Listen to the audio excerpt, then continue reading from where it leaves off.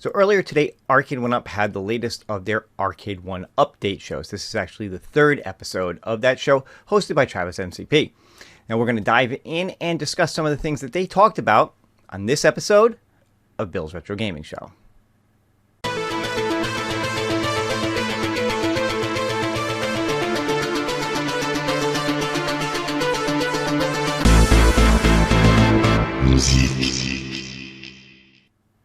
Alright everyone, thank you guys so much for tuning in. If this is your first time on the channel, be sure to hit that subscription button. Click the notification bell if you want to be notified every time I put up a new video. Give this one a thumbs up and leave a comment below if you want to be part of the conversation.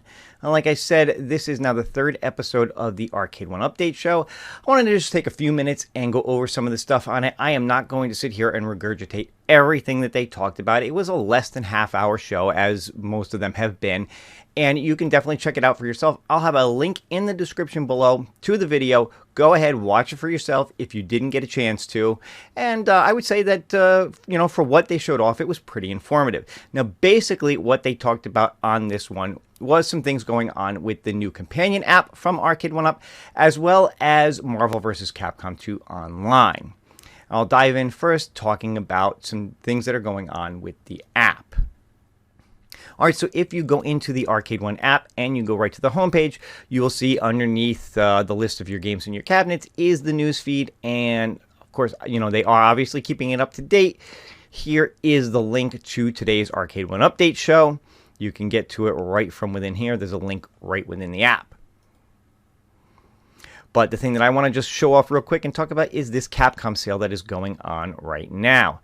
And the first big thing is that they have quote-unquote found some extra stock for Marvel vs. Capcom 2. Obviously, this was stuff that was held back for whatever reason, maybe for things like this, who knows.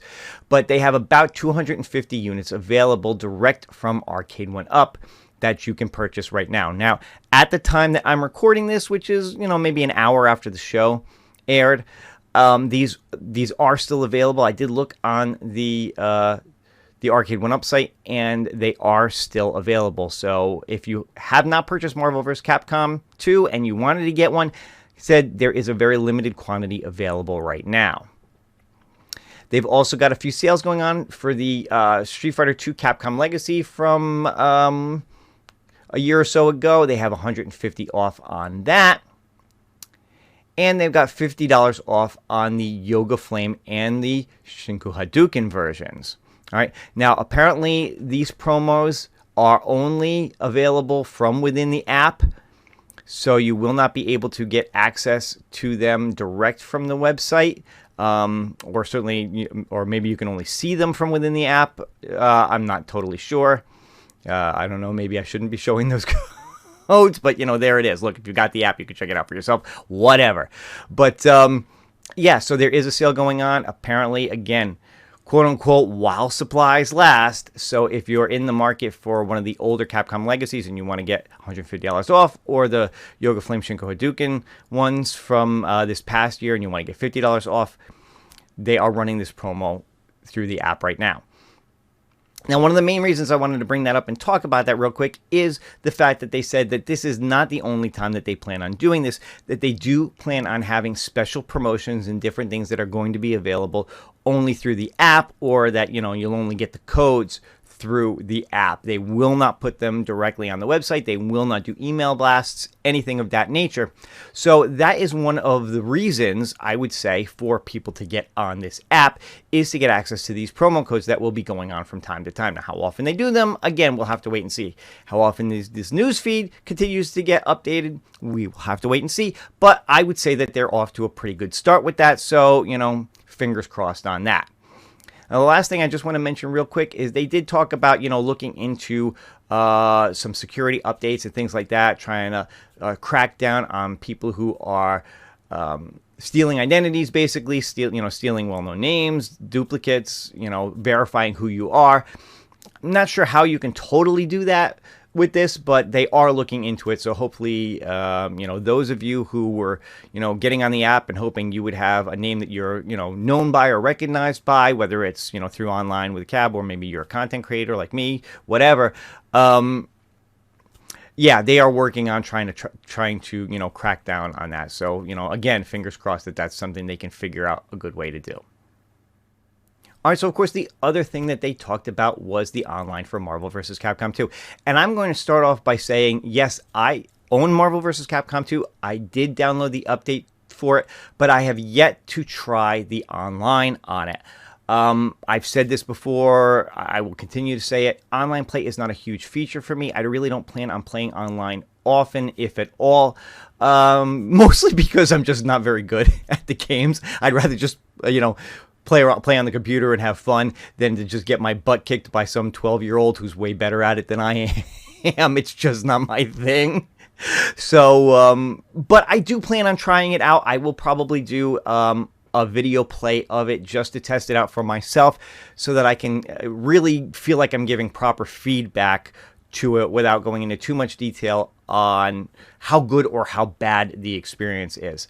Again, don't want to go into everything on this. Definitely check it out. They went into like real technical detail on what's going on with it, how it works.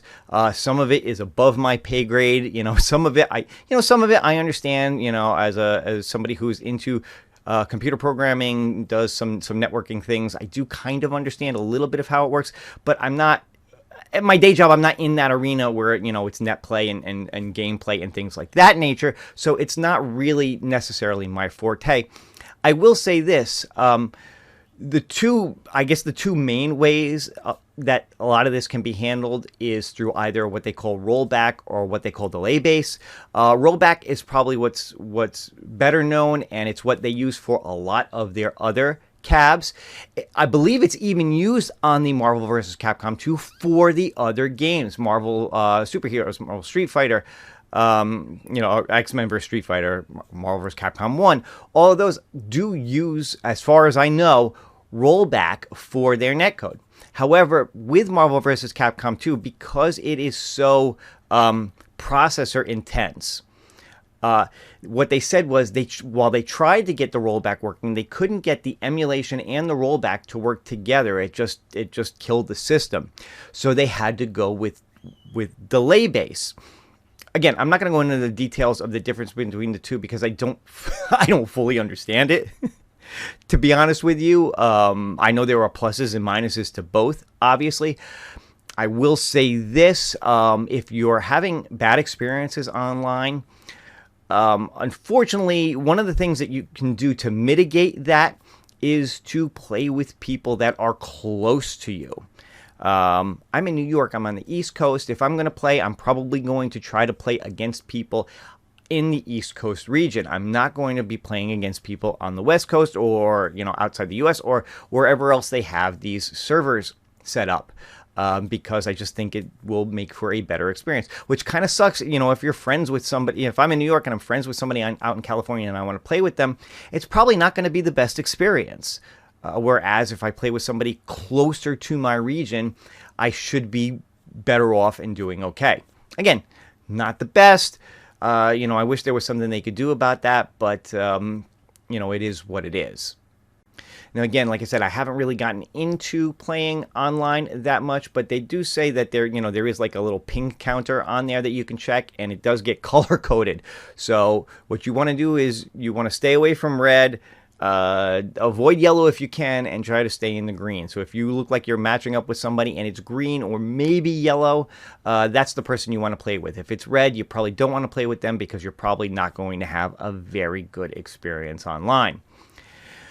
Again, do I wish that was different? Absolutely. I think we all wish that was different, but I don't know enough about how this technology works to say if there's something else they could do. Some of you guys who are more proficient with this, certainly feel free to comment on the video. Let me know your thoughts. I'm definitely interested in gathering up more information on this, and maybe using it in the future to disseminate some of this stuff as we continue to talk about this, because we will be continuing to talk about this, obviously, because it's such an important game for people. Certainly they did say that they are going to continue to work on it, that there will be more patches coming for Marvel vs. Capcom 2.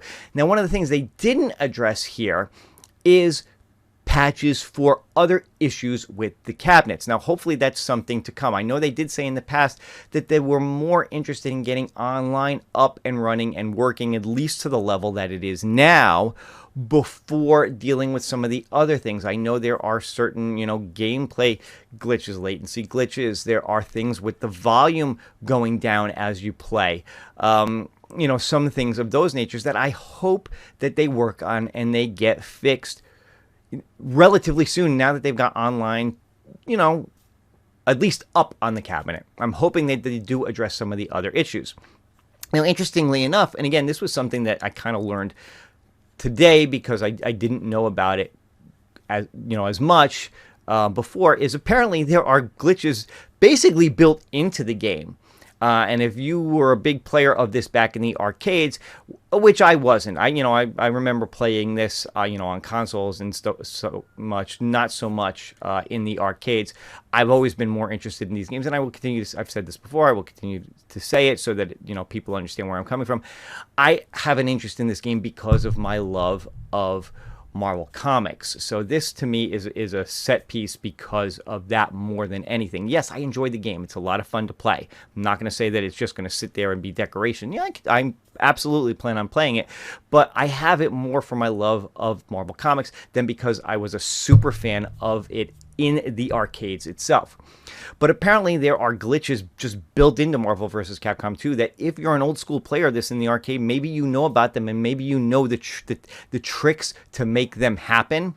Those are still there, and if you know those tricks, you can make those happen. Apparently there's one with Ruby Rose where you can basically just, freeze the whole game up if you do the right combination of things. So things like that are still in this. Now they're considering what, do they want to maybe try to work those out, or do they want to kind of leave those in so that you have that authentic arcade experience? How do they handle that when it comes to online play? Like right now, if something like that happens, apparently it does kick you back to the lobby. It doesn't completely crash your machine where you have to reboot it. And also, at least that's a good thing. But, there are some things that obviously they need to figure out and work on.